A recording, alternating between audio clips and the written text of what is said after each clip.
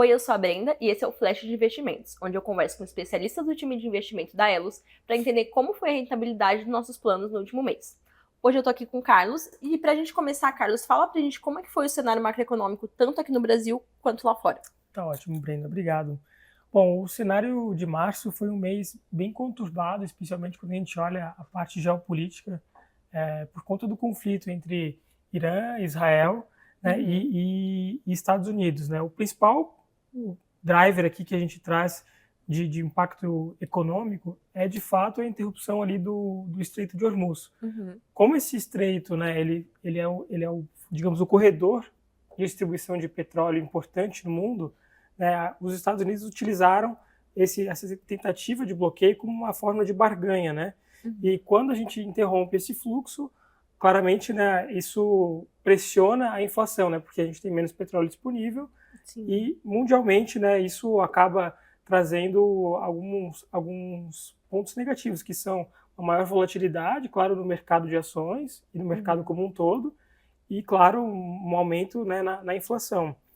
Para o Brasil, né, essa situação ela tem duas implicações principais, né? A primeira delas é que é uma notícia relativamente boa, porque a alta do petróleo favorece a balança comercial do Brasil, né? Como o Sim. Brasil, ele de fato, ele tem e gera receitas a partir da venda do petróleo, né? Como empresas como a Petrobras, por exemplo, né? Isso acaba sendo benéfico para a gente. Acaba entrando mais dólares, né? A gente vê que tem uma valorização do real contra o dólar, mas, por outro lado, como a gente tem esse aumento da inflação, a gente acaba vendo isso, né, em itens como, né, a gasolina do dia a dia, ou quando você vai comprar uma passagem de avião, você vê que os preços já foram alterados, né, então acaba afetando vários setores da economia, porque está tudo muito conectado, né, os transportes, enfim. Então, a gente vê que, no fim das contas, isso refletiu aqui no Brasil numa inflação maior, né? O IPCA de março saiu em 0,88, que foi acima das projeções, né? E como eu falei, né, os setores que mais impactaram a gente foram os setores de transportes e alimentos, né, que tiveram uma subida de 1,64% e 1,56%. Com esse alto nível de inflação, claro, isso acaba afetando, né, a gente aqui, porque os nossos índices de referência, né, são atrelados à inflação também, aqui os índices de referências dos planos da Elos, né? Então, esse mês de março, né, eles estão maiores ali mais ou menos entre 1,37% a 1,58% dos índices de referência. Boa. E me fala como que ficaram os desempenhos dos mercados nesse cenário todo que você explicou pra gente. Tá ótimo. Acho que antes de a gente falar do mercado, a gente precisa dar uma contextualização. Como a gente estava falando dessa inflação maior, né, a gente viu que o Copom trouxe uma redução inicial da taxa de juros, da Selic, mas essa redução ela foi menor que o esperado, né?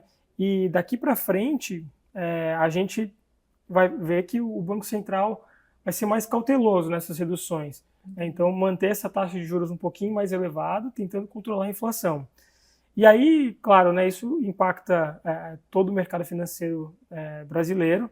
E aí a gente pode entrar um pouco no campo aqui da Bolsa de Valores do Brasil. No mês, a Bolsa sofreu por conta de todo esse ocorrido, né, mundial, todas as bolsas sofreram, e o Ibovespa esse mês caiu 0,70. Então, ele teve uma recuperação inicial, mas no mês ele caiu e aí ficou ali, né, numa faixa ainda elevada, digamos assim, para os últimos meses, né, ali próximo dos 187 mil pontos, algo em torno disso.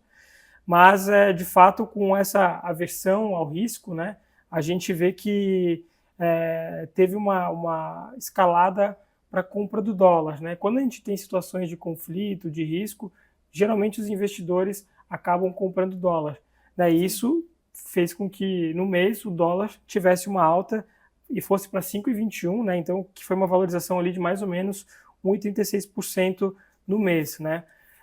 E falando um pouquinho de Estados Unidos também, acho que é legal a gente comentar um pouco do cenário internacional, né? Março terminou também com um quadro de estabilidade lá, né? O Fed, que é o Banco Central dos Estados Unidos, manteve a taxa básica de juros ali na faixa de 3,50% a 3,75% ao ano. E aí isso reforça mais uma vez que eles estão sendo prudentes, né? Mantendo, eles não estão ainda baixando essa taxa, esperando ver quais são os impactos da inflação lá nos Estados Unidos também, né?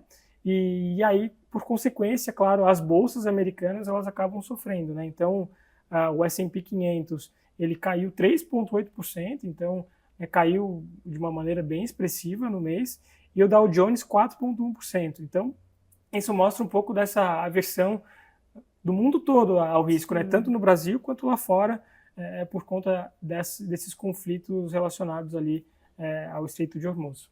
É um conflito que impacta todos os mercados, aparentemente. Isso. E para a gente fechar, né? Agora vamos falar um pouquinho da Elos. Como que os nossos fundos e planos se comportaram nesse cenário como um todo? Tá ótimo. Assim, a renda fixa, né, como a gente sabe, é uma parcela da carteira que é muito mais estável, né? Então, trouxe um retorno médio de 0,90% no mês, aqui para os nossos planos. E é muito influenciado também pela performance dos fundos ALM, que são aqueles fundos que a gente tem aqui, principalmente nos planos BDs, que compram os títulos atrelados à inflação. Como eu comentei anteriormente, a inflação foi mais alta, e para esses títulos, isso acaba, entre aspas, sendo benéficos porque eles estão atrelados à inflação, né? Então, para os planos BDs, essa é uma notícia mais positiva. Agora, falando mais do nosso fundo de renda variável, né? Acompanhando o movimento de queda tanto da bolsa aqui no Brasil quanto lá fora, teve um retorno negativo, né, de 0,99 no mês. O fundo de investimentos no exterior, né, acabou sofrendo também, teve um retorno negativo de 2,22%, dado que boa parte dos recursos está investido em localidades que também sofrem esses impactos, né, e é um fundo que enfim, tem diversas estratégias lá dentro, incluindo, por exemplo, um pouquinho de ações, um pouquinho de juros, commodities, e os investimentos estruturados aqui, que são também, a gente pode chamar de fundos multimercados, encerraram o mês com queda de 1,20%. Então, você pode ver que diversas classes de ativos sofreram, né, por conta desse movimento global de aversão ao risco, né, tanto aqui no Brasil quanto lá fora, e a renda fixa, né, acaba sendo ali, digamos, uma certa forma, um porto seguro. Então, o que a gente vai ver é que os planos que têm um pouco mais de exposição a risco acabam sofrendo um pouquinho mais, que é um movimento natural que aconteceu no mundo, né? Bom, depois desse resumo, se você quiser saber mais sobre a rentabilidade do seu plano, acesse a área de investimentos no nosso site elos.org.br. Até a próxima!